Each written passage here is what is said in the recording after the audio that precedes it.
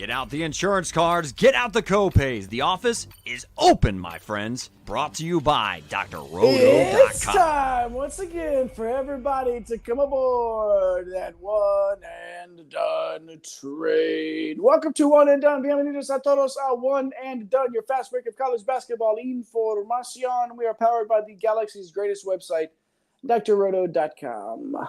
After 2 weeks of a tournament, many labeled boring, we got one of the most exciting Final Fours of all time in San Antonio over the weekend. And we know that you're here to talk about it with your broskies in basketball. My name is Jay Heinrich. I'm the conductor of the aforementioned One and Done train. Find me on X at Dr. William Cannon. Follow me and I will follow you back because I am a follow back girl, as they say. Joining me tonight, live and in living color, my man, El Capitan himself, the captain of the One and Done ship. He does the ship, I do the train. Follow him on X at MC Holland 34. The OG Money Mike, my partner in crime, hanging out watching Final Four games in San Antonio over the weekend with my guy. He is Mr. Mike Holland. Mike, what to do? What's up, man? What about that championship game, man? That was awesome. We'll kind of talk about that here in a second. But guess what? The season is officially over. At least the games are on the court. And there's 210 days to go until we have live college basketball again. So it was a fun, exciting season. Everything that we did, from coaching interviews to the portal talk that we're doing right now currently. Did all the challenges and everything, all the DFS stuff. So great season. Thanks everybody for tuning in. Michael Peterson's already in the chat, man. Like, what a guy. What's good, guys? What's up, man? Hope you're feeling good. A couple of announcements, though. Old Darren won the bracket challenge that we did. Hey, boy, Darren. And we'll get with Darren about getting him some of that one and done swag. I know Jeremy had been asking about that. We'll get to you guys this week about getting you guys some swag. So we'll jump in those DMs and make that stuff happen. But congrats to Darren on that. And then yours truly here did happen to take down the old bracket bids, even though I think I completely botched the auction draft outside of drafting the winner. As Darren jumps right in. Not that easy to get rid of. Absolutely not, Darren. We don't want you going anywhere. We want to keep talking hoops, man. Yeah, especially after you won the bracket challenge. I mean, you got to be around to take advantage of all of the bells and whistles that come with that, like being able to comment in the live chat because you hit the subscribe button. And, of course, we appreciate everybody that does that for us, too. Like and subscribe.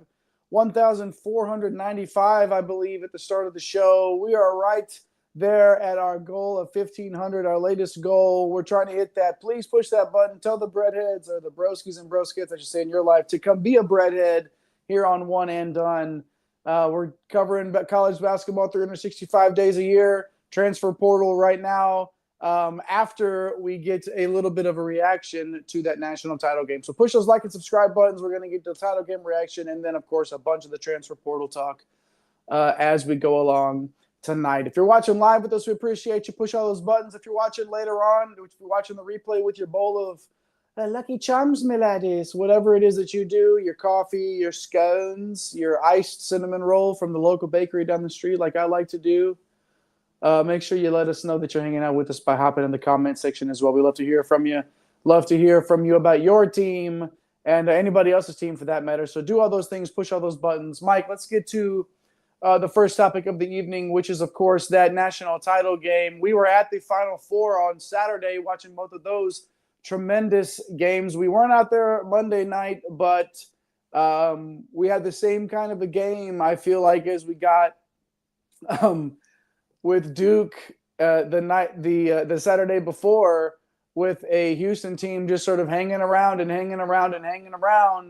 and never able to get over that threshold until the very end. And then in a game right now where Houston led for over 38 minutes of the game, and then you've got Florida, who didn't lead for but about a minute and a half total the entire time, led when it mattered the most and won by 2, 65-63. Wanted to get your initial reaction here.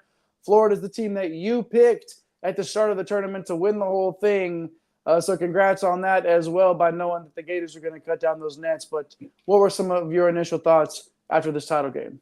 Yeah, man. Well, we were talking through it, and it was like, what's what's going to happen for Houston to win the game? And Houston's got to be physical. Like, that was the number one thing, right? And they were, and there were not fouls getting called. Since we were texting back and forth or whatever. And I was like, there haven't been any fouls called in the first half on either side. I think it was 3-1, so 4 total fouls in that first half. And then all of a sudden, I don't know why, and there's been a lot of talk about this online. You know how it goes after these games, right? 23 fouls in the second half. I mean, Houston dominating with their double bigs, right? Like, Florida could not get anything going. I didn't love Florida's game plan. We talked about that. I posted on Twitter. I was like, why are we just absolutely just Xing out Clayton on ball screens? And luckily, Will Richard was getting his game going. Otherwise, that could have been an early blowout. Honestly, he kept them in that game. Condon was really struggling because what Houston wants to do is they want to take the ball out of the hands of the ball handler in the pick and roll, and they want to make typically the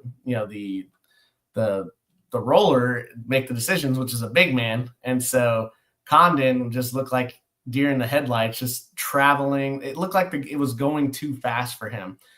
And then it kind of flipped in the second half. They took Clayton off the ball. He started coming off, staggers and hitting threes, and then, getting early transition offense. And then Condon started making the right plays. And then the foul issues, Jay. I mean, when those guys started getting 4 fouls, those bigs, they had to play smaller.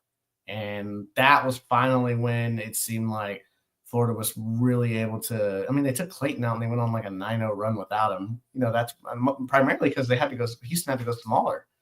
So your thoughts, which is why I found it interesting that Houston beat Duke, because Duke had the necessary pieces to really counteract what Houston likes to do defensively, and they just collapsed at the end. So. Yeah, well, the farther we get away from that Houston Duke game, the farther I'm into the line of thinking that's like a generational fumble by Duke. Dude, such a bad fumble.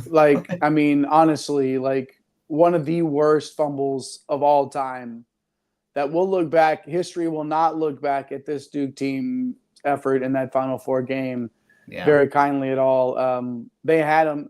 But then again, then Houston gets to this game against Florida, a team that has won many different ways, but you have the superstar power. We saw Walter Clayton Jr. go for 34, a career high on Saturday night. And then you get there in the national title game. And like you said, with Condon, the lights were bright. I texted in the text thread, like, it's a lot of big, wide eyes in this title game right now.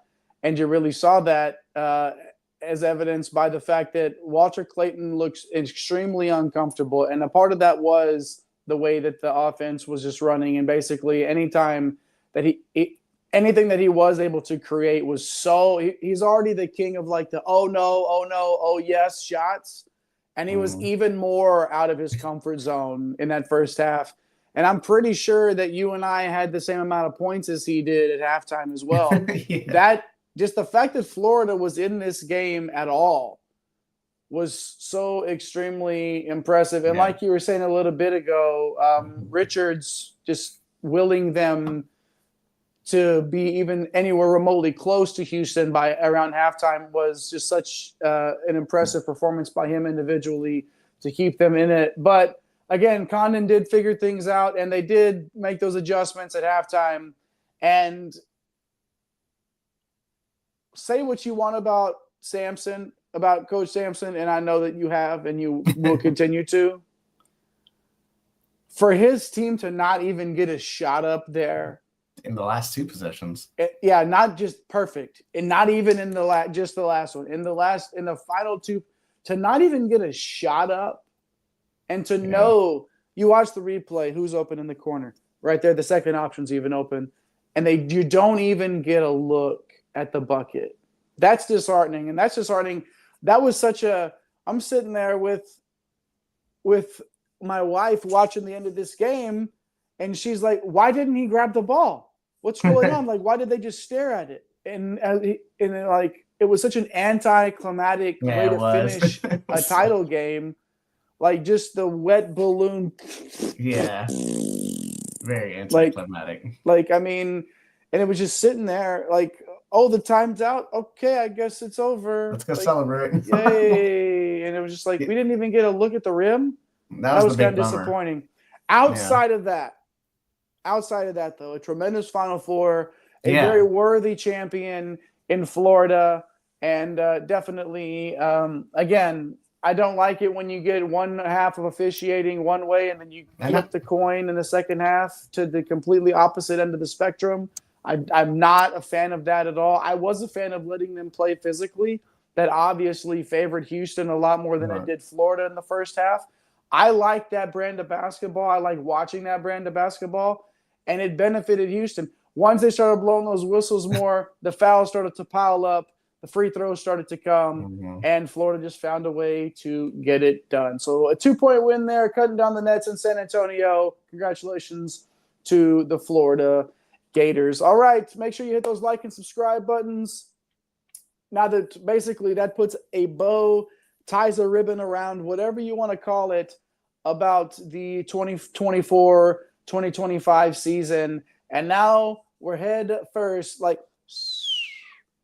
right there, right into nothing but the transfer portal, nothing but trying to figure out what these teams are going to look like moving forward, moving these puzzle pieces around. So make sure you hit those like and subscribe buttons right now and the notification bells as well. Follow us at One and Done CBB on all your socials, mainly X or Twitter, whatever you want to call it, at One and Done CBB.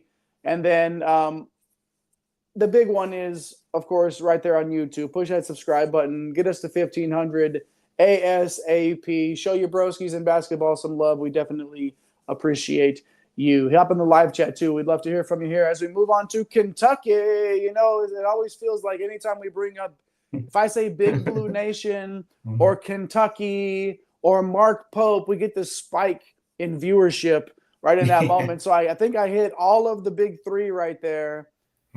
So well, hopefully the Kentucky fans come out of the woodwork here as we talk about a little bit of retooling at Rupp, as the slide says. A huge week for the Wildcats as they add 2 more studs to their transfer class in Jayden Quaintance and Mohamed Diabate. Mike, Big Blue joining the conversation with Louisville and Michigan now for the #1 transfer class. To be honest, not 1, not 2, not 3, but 4 of our top 50 transfers are in this class for Kentucky. I don't know how we don't have them at #1 right now, overall transfer portal class. Mike, what are your thoughts? Well, that happened pretty quickly. Remember, like, 4 or 5 days ago, we were talking about slow start with Kentucky, missing out on a lot of the big names. And then all of a sudden, Mo Diabate jumps into the portal. A couple of days later, bam, he's a Kentucky commit. And then we're just kind of hanging around today. Quaintance drops the post. You're like, oh, okay. Like this all of a sudden got real, man. We talked about the other day about Jalen Lowe. I like him at the point guard position. I think he's going to be able to do some things here in this Pope offense. Cam Williams, bringing that 3-and-D skill set, a very, very young player, but, some really good upside with him. So we've kind of talked about those 2 guys, but then you add Diabate and Quaintance. Like, this is big time. Defensively, Jay, where did Kentucky struggle last year? Where did they struggle? Oh. Maybe stopping anybody. And now you bring in not just Cam Williams as 3-and-D guy. Now you get these 2 guys, both long and physical. Like Diabate can guard multiple positions. Quaintance is an elite rim protector. I mean, the guy was 17 playing hoops, man, like big time hoops at the college level. And coming back, obviously, got to work his way back from the injury. So, we're probably not going to see him in a big time role until a couple of months into the season. But defensively, this team is going to be much improved. Offensively, we've seen so much more of Diabate's game than I think from what we've seen from Quainton's game at Arizona State. So, at times at Alabama, man, like Diabate looked like the best player on the floor. He can get out on the open floor. He can make things happen, and he can really affect the game pretty quickly. So I really like this ad, and I don't think we've seen it all. Quaintance ceiling offensively, and then you put him in this type of, Amari Williams is a hub 5. I think Quaintance is an above average passer, a playmaker. I think we're going to see him handle the ball a little bit more at his size. I think he's going to create more mismatches. So yeah, I mean, just looking at this class now, and they got the incoming freshman who we'll kind of hit on, next month. But Big Blue Nation has to be pretty excited here, man. So with Kentucky being able to, add maybe one more playmaker, this is going to be one that we're going to be excited about, man. So, going into last season, we played the who's going to be the point guard for Kentucky. That was one of the biggest questions. You feel like they've kind of got that settled in now? Yeah, I feel good about Jaylen Lowe. Like, we talked about the knock because he didn't shoot it well from outside. Well, he shot it really well his freshman year. So, if he's in the middle of that gap and shooting 32, 33% from three, not 27%, like, now you're talking about, a really, really good offensive weapon that's played a ton of basketball in the ACC. And then, man, you got Skylar Smith jumping in here, biggest fan base in CBB, BBN. There it is. Big Blue Nation, baby. Good stuff, Skylar. Thanks for hopping in starters. With us. Oof. Yeah, Joe. Go ahead, Mike. Sorry, go ahead. No, yeah, Joe jumping in. Yeah, I mean, it's going to be tough because, obviously Quaintance, he's not going to – beginning of the year, they're going to slowly bring him along, right? Jaylen Lowe's, to me, he's got to be on the floor for you. Mohamed Diabate, I don't think he's coming over to play this 20-minute bench role that he played over at Alabama. Otherwise, he probably would have just stayed at Alabama, right? The number one tempo. So we're gonna see these freshmen obviously make a dent in the starting lineup. So, Joe, yeah, it's a good question, man. Probably one. I don't know. We got to see the rest of this transfer class, man, because right now you're looking at 4 guys who I'm like, how do they not start? Honestly, right. I play Cam at the 3. You know what I mean? I play Diabate at the 4. You play Diabate at the 3, Quaintance at the 5, You got some guys that are coming back. Otega Owe, if Otega Owe comes back, you're going to tell me Otega Owe and these 4 guys right here aren't your starting lineup? It's going to be tough. Yeah, I don't know how you don't. But again, still some time to let this shake out a little bit here. Yeah, Michael Peterson saying the Olay defense no more. Yeah, I criticized them quite a bit all season long with doing the old Olay defense. Looks like Coach Pope is looking to shore up that end of the floor for. Oh man, you got the chat pumping up. Sure, man. Here we go. Who do we got here? Joe, I was thinking Jasper Johnson, Joe, at the 2 guard, but you're not taking Otega Owe off the floor. But go ahead, Jay. No, I was just saying we got Eddie Congress in here talking about Jaylen Lowe a little bit here, feeling good about Kentucky figuring all that stuff out for him in summer workouts and really, again, a classic example, Mike, of another player that you think about sort of what the negatives of the game are, and when you raise the talent level of everybody around them, a guy like Jaylen Lowe, obviously you would imagine that those other things that might not, those attributes that might not be in the green, make a little bit of an advance in that direction. Oh, here we go. Carrie saying Jasper will start. Okay. All right. Calling it out early. I like it. Good stuff there, Carrie. They got talent. A lot of it now. Yeah, exactly. Big Blue Nation, let us know how you're feeling about this transfer portal class and about the state of the program in general. Of course, we'd love to hear from you as always. And to do so, I know that everybody that's done it has hit that subscribe button. So make sure you do the same. Like and subscribe, notification bells as well, so you don't miss a minute of our college basketball coverage. Who knows when we're coming at you live, but basically it's going to be as often as we can to get to straight updated on this transfer portal talk, the ins, the outs, the ups, the downs. Mo stirring the pot a little bit in there saying Kentucky isn't a blue blood anymore. All right, Mo. We got flaming the chat up a little bit, stirring the pot. That's all right, though. We love it all the same. Like and subscribe as we move on now to the Badgers of Wisconsin, quietly putting together a really nice class here. We talked about Austin Rapp and his commitment the last time that we were on. The Nick Boyd news officially dropped while we were on air as well. And you can't forget they picked up guard Andrew Rohde from Virginia earlier in the process. 3 guys in our top 100, Mike. These names are not necessarily like the top 10, top 20 guys, but the fit and the quality of players, very, very nice for this Badger side. Yeah, I kind of like what they're doing here, man. I like the way these 3 kind of fit together with what we assume is probably a John Blackwell coming back. I don't think he's going to go to the NBA. And you have Nolan Winter, obviously. But like Boyd and Rohde, they give the Badgers something they really didn't have last year. Like when you watched Wisconsin offense, it was like Blackwell and Tanjay, like just go one-on-one and just use your size. And Tanjay obviously made some incredible shots throughout the year in one-on-one situations. But, here's the thing with Boyd. He was part of that Final Four team with Elijah Martin, John L. Davis, Vlad Golden, all those guys, right? He was actually a pretty solid player for them. I think he was the game that they lost. I believe he had, on that San Diego State buzzer beater by Lamont Butler. I think he's the second leading scorer in that game. And what Wisconsin didn't have, because they were playing Klesmit with those 2 guys, is they didn't have a guy that would work in the pick and roll. I would say more effectively to where both guys are threats, and that's something that Boyd can definitely do. That right there is going to kind of open up the offense a little bit more. I think for Rohde, like he's a bigger guard, 6'5", 6'6".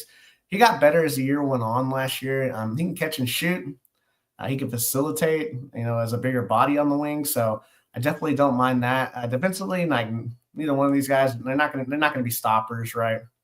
And I do worry about the Wisconsin starting lineup being able to stop teams, which is part of their problem this year. Even though they kind of surprised me in defensive efficiency this year, but when they got to the tournament, you get to these really good teams, like they did struggle in that area. So Rohde does have a lot of length, but he had a negative DB PR, which is Evan Mia's ranking for like individual defense.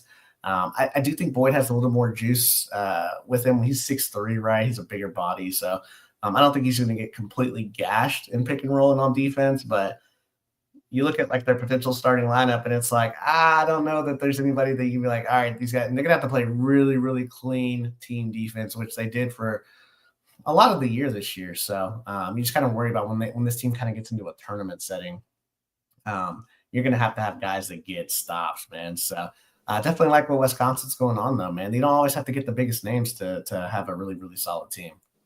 We've seen plenty of teams win the portal and not necessarily have that translate to the on-court results, right? So you take a group of solid guys like that and you coach them up in your system, and then before you know it, Wisconsin is, has to be taken seriously in that conference. Big Blue Nation didn't disappoint, letting us know what's going on in the live chat as well. Mo Norman, of course, contributing his thoughts and what he's hearing as well. So be like everybody that's in the live chat right now. Hop in there with them. Push the like and subscribe buttons. Do your part in the one and done universe.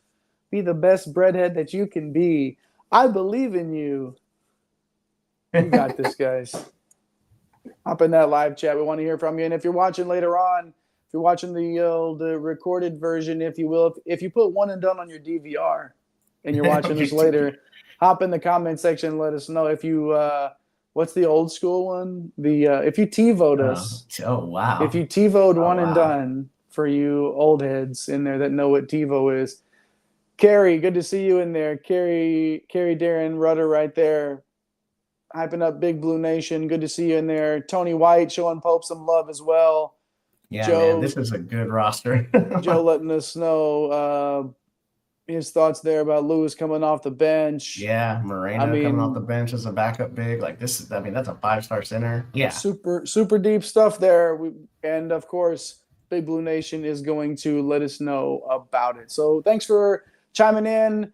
We got to Kentucky, we got to Wisconsin. Now let's move on to Providence. Mike, speaking of another program doing things that have sort of piqued our interest a little bit here, everything came crashing down in a negative way last season. Of course, the injury to Bryce Hopkins, 5 of their first 8 losses in Big East play by 3 points or less, just could not get any of those bounces to go their way. So what it sort of feels like here is Coach English just starting fresh, really attacking the backcourt this portal cycle. So you got Jason Edwards and Jalen Sellers have Power 5 experience in the pedigree. And then, of course, Daquan Davis, the young kid with a lot of upside. And then a little bit of big guy action there with Cole Hargrave as well. So 4 players for Coach English joining Providence. What are your thoughts? Yeah, I love what they've done here. Like, look, here's the problem with Providence. Like, they were not good offensively when they did not have Bryce Hopkins. Like, I mean, that's kind of weird, right? But you typically will have some other guys that are able to do some things, man. And the last 2 years, like having someone like Pierre being in the scoring role that he was in, like that, he was not fit to, to be in that role. And you go and get somebody that is fit to take a bunch of shots and create your own shots. And Jason Edwards, who I love that we had the Mean Green kit on him from a couple of years ago. But Edwards was spectacular. That's for old Darren there. Definitely for Darren. Yeah, 100% for Darren. Yeah, 100%. But I mean, the guy, I mean, he played about 25 minutes a game, averaged 17 points per game, 35% from 3. And you just watch him play, and he can just go get a bucket. And that is something that Providence absolutely missed. That's something that Hopkins was really good at, late shot clock situations. So, I mean, what happens if Jason Edwards plays 32 minutes nightly in the Big East? Like, he's going to average 20 points per game. So I would imagine that's part of the reason why he's going to Providence. The Big East I think it's going to be kind of wide open outside of, St. John's obviously going to be pretty good. But I think, the second and third spots are going to be a little more wide open than what we've seen over the past couple of years. And did everyone forget about Jalen Sellers? I mean, the dude had 110 offensive rating in a ridiculous Big 12 2 years ago. So before last year, when we said this past season, the season that just came, we said the SEC strongest conference of all time. That was the Big 12 2 years ago before Texas OU left, right? It was kind of like, strongest conference that we've ever seen, right? And he had 110 offensive rating in that conference. So the guy's absolutely wired to score. He kind of did that thing like Hopkins did, where you only play a couple of games. You're like, oh, okay, like I'm medical redshirting, getting out of here. So just thinking about Edwards and Sellers, I like that, man. I do like the upside of Daquan Davis. He was kind of caught up in the Florida State mess that, that whole thing that came crashing down. I like his size. I like his skill set. We talked about him in the offseason being an impact freshman for them. And the thing that I like about these guys, they're coming from, programs that have won, programs that, especially, Jason Edwards, right? With North Texas program, Vanderbilt, and then, UCF's been, they've been competitive in a Big 12. They're at that Power 5 level doing it against other Power 5 teams. We say Power 5 because we include the Big East. This isn't Wesley Cardette from Chicago State or Justin Fernandez from George Mason that they're going to run out there. I know Davis is probably going to need some time. But he's got some real skill. Can play like 16 to 18 minutes and give him a little bit of spark off the bench. And then Hargrave here, that's a tough ask for him at Drexel replacing Amari Williams, but he was great last year around the rim. Excellent around the rim, top 100 in shot blocking rate. His transition is going to be key. Let's see if he's able to kind of handle the rigors of those big bodies. Like you got Zuby Ejiofor, you can have Owen Freeman. Like you're gonna have some bodies. You're going to be Terrace Reed. You got some bodies you're banging around with. So obviously they got some other guys coming back, but I definitely like what Providence has done, man. So we'll kind of keep our eye on them as maybe, I'm not saying a sleeper to win the Big East or anything like that, but a sleeper to be a fringe tournament type team if Sellers and Edwards really get it going. Johnny K, our resident St. John's fan, saying, no me gusta Coach Kim. Okay, well, I mean, it sounds like you've had some bad experiences with the Friars and their fanatics over there. Fan, of course, we have to remind everybody sometimes that fan is short for fanatic. So Coach English, though, is someone that while we were in the middle of an interview with him, got a text that said that someone was entering the portal, like literally while we were recording an interview with him. So shout out to Coach English for that. But yeah, I think, Johnny K, that you're sleeping a little bit better knowing that you did end up with Bryce Hopkins landing over there in St. John's. And, of course, Darren saying a little bit earlier in the live chat that Hopkins to the Johnnies is a bigger story. Yeah. Yeah, I mean, that is, of course, true. But that does not discount this nice haul that Coach English got for the Friars and Providence. Hit those like and subscribe buttons. We definitely appreciate y'all. What are we sitting at? Can we get let me get DJ in my headphones. If we could get DJ, can we turn count it up? here. I don't hear 1496, sir. 4 away, sir. There we go. 1496. One of you breadheads push that button. We appreciate it. Let's go. Let's keep the momentum rolling tonight. We got to, what did we do? We did Kentucky. We did Wisconsin. We broke down Providence. And now it's time to talk those old land thieves, Oklahoma Sooners. Last year, the Sooners were not even mentioned with some of the bigger names in the portal, Mike, but that all changed this week when they landed Nigel Pack and Tay Davis. Pow, right there on your viewing device. It feels like Porter Moser is not just digging in the heels in the slow tempo, tough defense type of a mindset, which it's easy to do sometimes. You get a top job at a big power conference program, and you're like, well, this is what got me here, and this is who I am, and we're gonna just muck it up and play defense. Well, guess what? He sort of figured out to be successful in this conference with the type of players that he's going to get on there. He's going to need to play a little bit faster and a little bit faster and a little bit faster and a little bit faster, which he's done in each of the first 4 years that he's been there. And now that he's 4 years in, we see that the offense has also climbed to its highest efficiency in his tenure there. So, again, with the offense on the way up, maybe the defense goes down a little bit as it finishes outside the top 50 in the country for the first time since Porter Moser took the job there in Norman. But, again, these are the type of moves, Mike, that resemble more of the same, but obviously Nigel Pack and Tay Davis, little bit bigger cachet behind those names, you know? Yeah, man. Like, all right. Okay. These kind of happen. I was like, whoa, what? Like, OU's getting involved with, Pack and Tate. Like, these are some names, man. Like, we're used to, Duke Miles and Bryson Goodine from last year. And it's like, okay, well, here we are, man. I got Pack at number 30 on the transfer big board and Tay Davis number 80. And they're both offensively minded players. So that kind of goes to what you were saying, man. Defensively, Porter Moser's going to coach him defensively, right? I think what he's trying to do is maximize his offensive ceiling in a very, very tough SEC and just hope that he can kind of get enough stops, right, defensively. And he's a great defensive coach, kind of scheme the defense, to get some stops here. But, man, like Nigel Pack has put up some crazy numbers in his career. He should slot right into the Fears role. And I think who was Darren saying that, Fears is leaving for the draft. So, obviously, he's going to be a lottery pick. Don't expect him back. I believe he declared and signed with an agent, if I'm not mistaken. But here's the thing about Fears. He had obviously NBA athleticism, but he had a 20% turnover rate. Pack hasn't been over 15% in turnover rate since his freshman year. That right there is and his experience is going to kind of offset some of the limitations as far as, the physical gifts that Nigel Pack has shot over 40% from three for his career.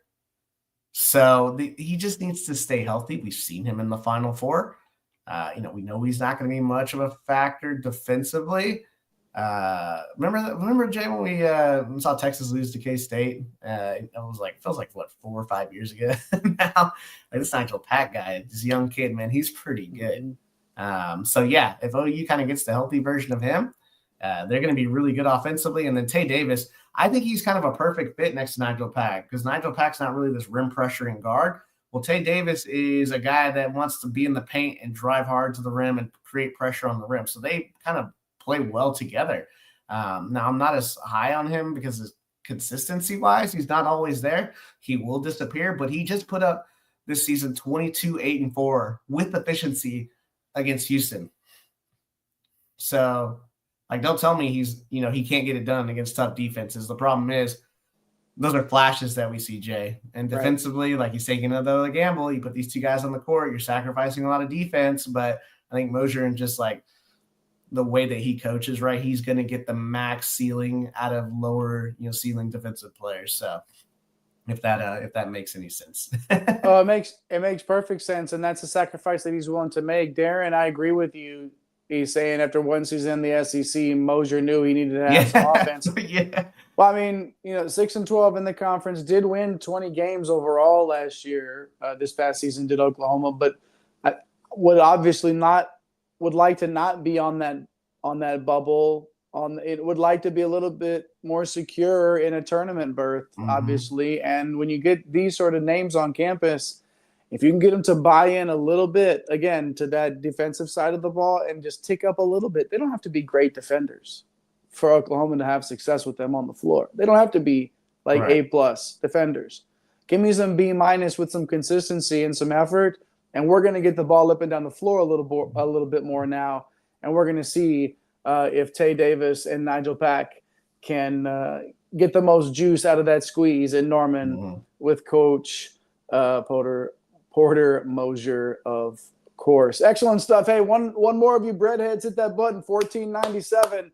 Let's keep it rolling. We're almost at 1,500. Push all those buttons, like and subscribe, notification bells, so you don't miss one single solitary second of your favorite broskies in basketball. Hey, let me give a big shout out real quick to that man pushing the buttons tonight, the Hall of Famer himself, CC Hustle. That guy, Nate, pushing the buttons tonight. Had himself a big old day today, back and forth, doing big things at the old RJ, the old real job, and still found some time to push some buttons tonight. And then shout out to our guy at Fantasy Nav in those Twitter streets, Eric the Blue, getting those great graphics for you, the timeline up and down your screen right there and everything that you see on your screen. Shout out to Eric, one of the best fantasy sports follows in general that you can find on Twitter at Fantasy Nav for sure. All right, USC, the final team on our rundown here, the must-bust experience. He didn't really have too many rip-your-shirt-off moments out there on the West Coast this year. Mike, a little bit rocky at best, with the Trojans finishing 7-13 in Big Ten play. Big Ten. What are we doing here? Like, yeah, there it is. It's like it just trips me up every single time still. A whole full season of it, and I'm still not. The Trojans finished 7-13 in Big Ten play in a game under 500 overall, 17-18. So we know Musselman had to put together an entirely new roster. Didn't quite pan out the way that maybe he thought it would in terms of hitting that ceiling. Well, this year, guess what? He's going more of the same, because a lot of last year's transfer class were seniors. So what do you know? A little bit of upside coming through those doors once again. But Mike, I think the $64,000 question, or however large the NIL purse is over there at USC, are there game changers in this class? Are there guys that are going to step on campus where it's like, oh, these are the guys that are going to help the Trojans take it to the next level? What are your thoughts? Yeah, I mean, this class, it kind of reminds me a little bit of last year's, man. Like, it's, he's getting some names that we know, but it's not the big needle movers. And these guys are not, it feels like they have specific skill sets. Like Jacob Kofi coming over from Virginia. I love him as a defensive prospect, man.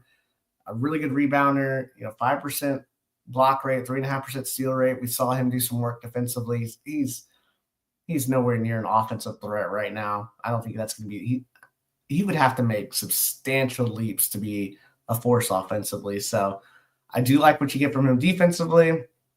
Drew Fielder, kind of the opposite. Like, he's a stretch four coming over from Georgetown. He didn't really shoot it great last year, although I think he's a really good shooter. He can rebound. Darren saying the Trojans got Fielder, enough said. To me, he's a good player. There's some ceiling there to him, I think, offensively in this system.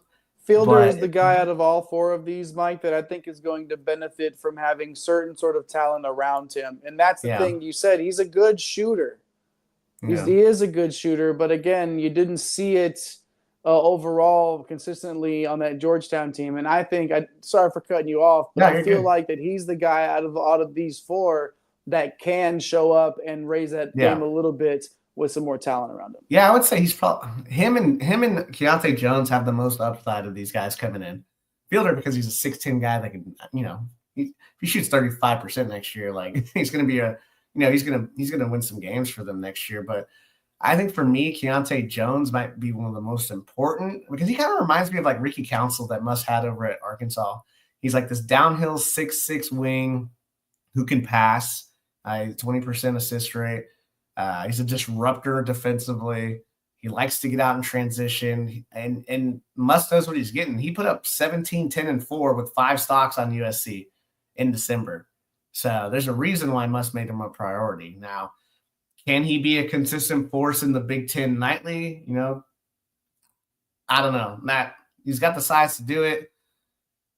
He is a good outside shooter. He does impact the game defensively. Drew Fielder and Keontae Jones, they're gonna be a big part of what happens as far as a ceiling for USC this year. And then, you got the story here, Marion Dickerson. I have him at 212 on our big board. He's 6'7", 185. We watched him play against Alabama. He averaged 13.6 boards. He had 2 blocks per game this year. He's kind of undersized, though, coming into the Big Ten. Is he big enough to play the power forward? Like, obviously, we saw what he did against Alabama, but that's a one-game sample size. Like, his metrics defensively, though, say that he should be okay. I just kind of worry about, an undersized guy coming over from Robert Morris. Can he shoot it well enough from 3? He's not a great 3-point shooter. So, yeah, I don't know, man. I think right now, man, it's kind of more of the same. We're looking at like a 500 team for the Trojans. So, yeah, man, like these guys, they have talent. I think it may take a couple of years to kind of unlock a Kofi and a Fielder, man, even though Fielder's not going into his 3rd year. So we'll see, man. They're going to got to put it all together and we'll see what they look like. So I think that's probably the mindset, right? When you lose so many seniors, especially now where there's a Final Four where there weren't any freshmen that played for the first time in forever. Was it the Final Four or the championship game? Either way, the championship game, no freshmen. The championship game, sorry, not the Final Four, but the championship game, right? And obviously, with all of the COVID years and the additional years added on to so many guys' careers here, the game got older. And now we're seeing a lot of that phase out. And we're going to see a lot fewer of these 1-year sort of game plans. And like a guy like Kofi, guy like Fielder, like if you can get them to stick around for multiple years and develop, and then when they're seniors, you got the younger guys coming. And a little more traditional.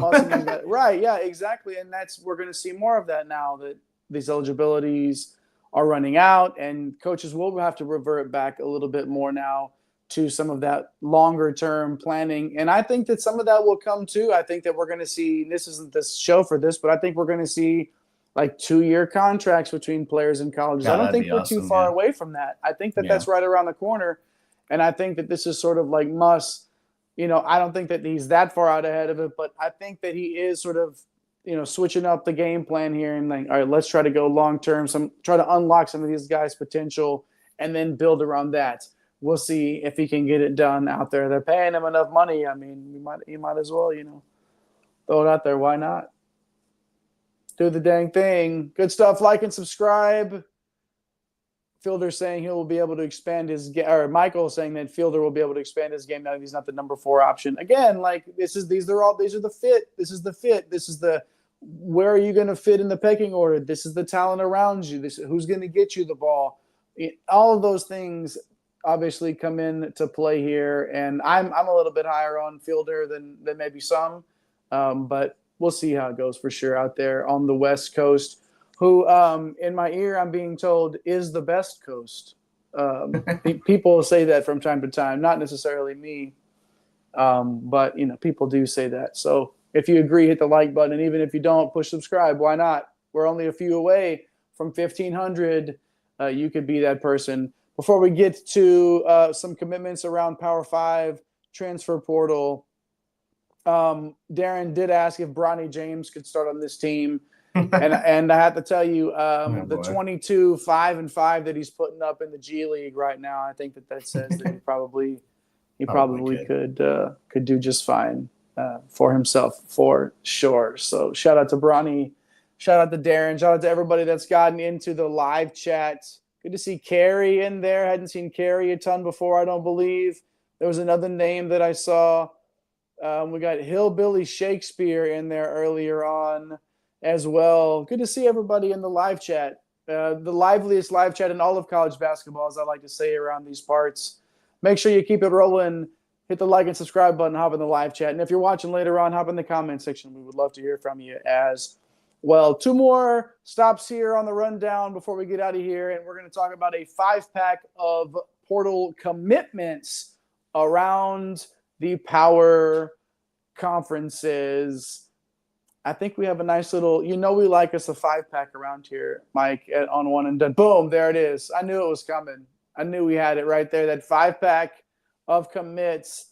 I'm going to run down all 5 of them, Mike, and then come to you for some thoughts from you. Let's start with number 68 on our big board, Bobby Durkin, the former Davidson forward, making his decision to join new Minnesota head coach Nico Medved up there in the Great White North.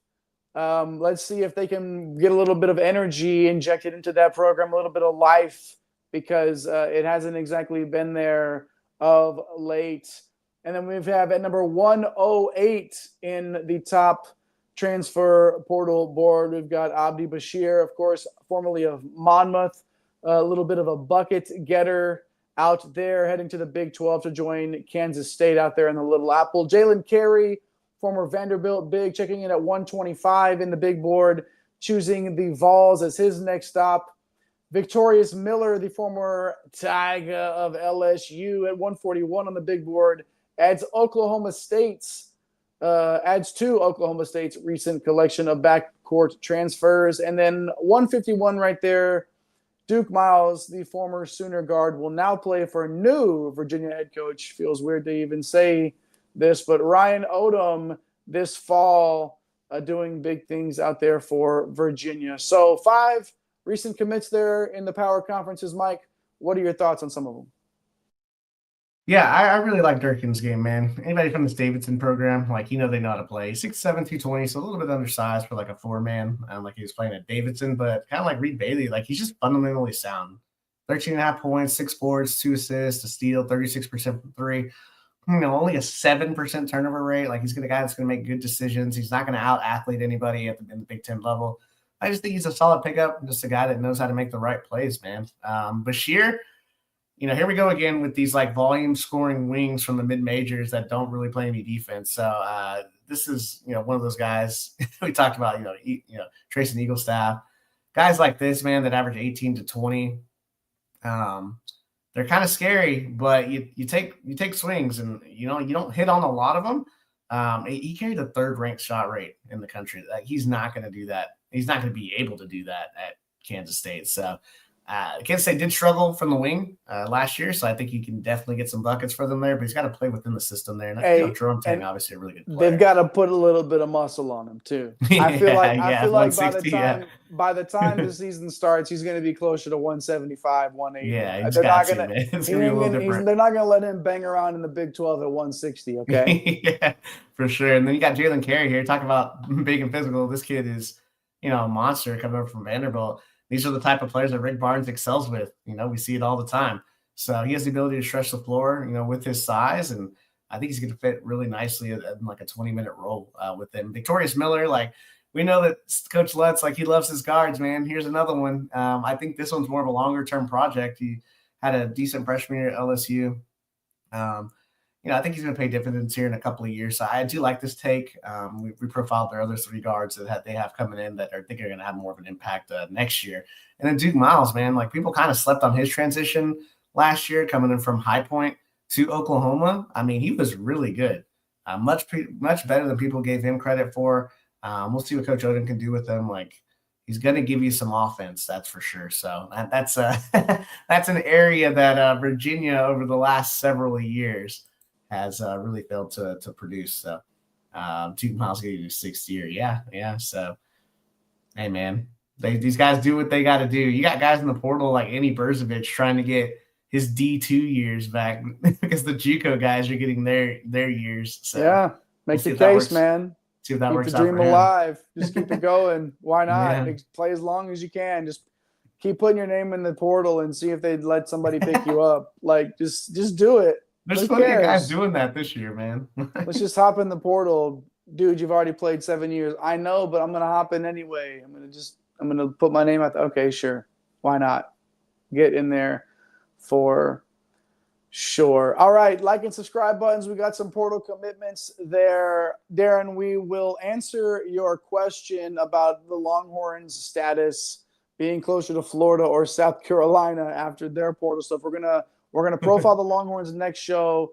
I know Mike's a big fan of what Coach Miller's doing. I am as well, but we will talk about that a little bit next time we come live to you. So, Darren, we're going to talk some Longhorns when we have the opportunity. All right, like and subscribe as we get now to some portal entrants here. No commitments yet from these guys, but some big names, at least a lot in the top 70, and then one there, Skillings, at least another familiar name that we know right there at 133. But let's start at the top with Robert Wright, the former Baylor point guard. Had a nice freshman year for sure. Ian Jackson, number 21 there, or number 11? Mike, can we confirm where Jackson is? Okay, 21 there, the hot shooting guard and former 5-star from North Carolina is Ian Jackson. Dylan Mitchell, we're very familiar with him around these parts in Central Texas, the former Longhorn and then now former Bearcat, hopped in the portal today. Tyon Grant Foster, who I know somebody said there were some whispers earlier on in the live chat with TGF there, formerly of Grand Canyon and the former WAC Player of the Year as well. And then I mentioned Skillings off the top, another Bearcat who makes his way into the portal as a big guard with a little bit of versatility. So again, some fresh entrants into the portal. I'm sure since we've been on air, there's been 5 more guys that have gotten in, but just for the sake of sanity, we've got these 5 that we'll talk about here. What are your thoughts on the latest crop?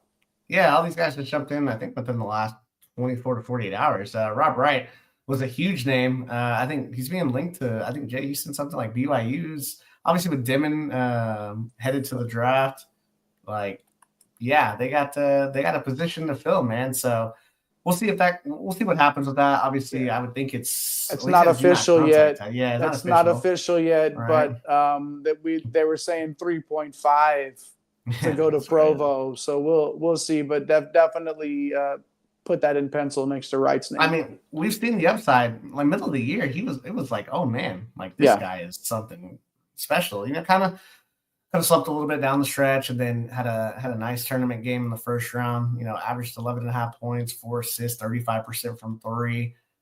This guy has big time upside. And then Ian Jackson there from North Carolina, 6'4", 190, averaged 12 points per game, shot 40% from 3, former 5-star McDonald's All-American. He's got big time upside. You get to Dylan Mitchell, and you get a solid 4-man.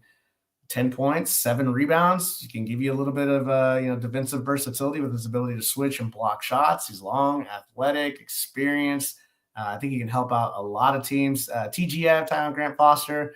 We're trying to figure out how these guys have eligibility. You have to look through his thing. It's kind of JUCO, injury. He's going to be really old, really experienced, but he's a really, really good player. Obviously taking Grand Canyon to the tournament in the last couple of years. So just got to stay healthy. He just hasn't been able to do that. But his stat lines are crazy when he does play. And then, Dan Skillings, kind of a hard, upside-wise, it wouldn't shock me if we look back and be like, man, Dan Skillings was more of a top 75 type guy. And it would shock me if Dan Skillings was like, why do we have him inside the top 200? We play DFS full time. And it's like, it's the Dan Skillings experiment, right? Up and down year. But you look at the size, you look at you just look at the 215, man, his ability to drive, what he can do on the wing defensively. He's got all the pieces there, man. He's just got to put it together. I think getting a fresh start somewhere, man, might kind of unlock some of that upside for him. Do you feel like Tyon Grant Foster is going to want to go somewhere and be the same guy he was at Grand Canyon, or do you think that he's the type of player that might be willing to take another role? Yeah, I don't know I don't know what he's going to do, man. Like I feel like he's going to probably try one more year, jump it up to a Power 5 school, man. Okay. He's going to get those opportunities. Selfishly, I'd love for him to, stay in the mid-major ranks where he's had just a ton of success, but he's going to get a nice offer to go somewhere, man. So don't mind it for sure. Clearly we've seen when he is healthy and he is on, like he's a nightmare as far as a rim pressuring, like 6'7" guard, man. There's not a lot of those guys just kind of hanging around college basketball that are 25 years old. Right. Yeah, definitely. Darren letting us know that Joe Tipton over there at On 3 reporting that right to BYU is all but done. I've seen saw some whispers. Yeah. Mm-hmm. That might be hold off a little bit from just putting it in ink. I feel like Joe was putting a prediction out there, like a crystal ball, if you will. Mm-hmm. Yep. And by the time some of you watch this recording, but yeah, it definitely. I mean, when I saw 3.5 floating around for that number, I'm moving to Provo. That's the going rate for top 10 transfers and top 10 high school guys. Yeah, why not? Get your paper, boo-boo. Do your thing. Definitely appreciate all of you for hanging out with us here on One and Done, whether it's live, whether it's later, whether you're drinking your best part of waking up is one and done in your cup. See, I hadn't felt the need to sing in a while, and I knew I could get it in today at some point. So throwing it in there at the very end. And Mike, before we get out of here, any thoughts? Obviously wrapping up a great season here. We talked about the championship game at the top of the show. And then of course the craziness that is the portal here. And we've only just begun. Yeah, man. Every day it seems like something's going crazy in the portal. So that's going to keep us busy for the next, couple of weeks here. I mean, we got to figure out what's going to happen with Darian Williams, if he's going to try and stay in the RJ Lewis, if he's going to stay in the draft, at Amara, where he's going to go. We got some big game-changing names. Malik Thomas, Lauren Watts, like these two guys from the WCC, those are really good players, like top 50 type players. So there's still a lot of talent out there, man. So looking forward to it. We'll probably be around 2 to 3 times a week during the off season, just covering all kinds of stuff and breaking things down. We'll do high school shows, all that good stuff. No doubt about it. So make sure you hit those like and subscribe buttons so you don't miss a minute of it. Follow us at One and Done CVB on all the socials. But the most important button that you can push is that subscribe button on YouTube. We're only a couple away from 1,500. Be that greatest breadhead. Do your part in the One and Done universe and get us there to 1,500 as soon as you can. We definitely appreciate all of you for hanging out with us. We saw a bunch of you watching over on X. We love however you take in our show, whether it's on X, whether it's on YouTube, whether it's on one of those televisions that you put the bunny ears up on and you wind it real fast to get the power to go to it, and then Mike and I show up on your screen, whatever it is. We appreciate how you consume One and Done for sure. So shout out to Darren one more time for winning the One and Done Yahoo Bracket Challenge. We're going to you did, my guy. Yes, of course. Mr. Darren hopping in there. The champ is here. I think our guy Eric's going to reach out here real soon to figure out how we can get you over that One and Done gear for sure. And, of course, shout out to Mike, El Capitan himself, the captain of the One and Done ship, taking down the Bracket Bids Challenge over there. Shout out to our guys, Ryan and everybody else over there at Bracket Bids. We had a lot of fun doing Bracket Bids, man. Like the auction draft, it was new to me, but what a blast it was. What an easy site to use, what an easy app to use. And shout out to Mike for taking it down with his pick on his bracket as well to win the whole thing and that was Florida, excuse me. It's getting late out here and we're we made it through the whole show though. So thanks for hanging out with us. And let me tell you, the liveliest live chat in all of college basketball did not disappoint tonight. First of all, if we don't talk to you, our friend Michael Peterson, shout out to you. Well wishes for Thursday. You know you got a procedure coming up, and we wish you the best getting through that. Check in with us whenever you can. We'll be thinking about you, man, for sure. And then shout out to Darren, Johnny K, Carrie, Darren Rudder, our guy, Mr. G. Brooks, Hillbilly Shakespeare, Mo Norman, Tony White, Joe Cornett, Eddie Congress, Skylar Smith, Dr. Blunt. Did I miss a Dr. Blunt? How did I miss that comment of all the commenters for me to miss? I somehow missed that. But either way, we definitely appreciate all of you for hopping in there for sure. Oh, Mike said he already had it on Thursday. Okay, he just got through with that last Thursday. That's what it was. Okay, well, shout out to you for hopping in with us here so quickly after all that. That's what it was, definitely. Okay, great. Well, hey, we're happy that you're feeling well enough to hang out with us here on One and Done.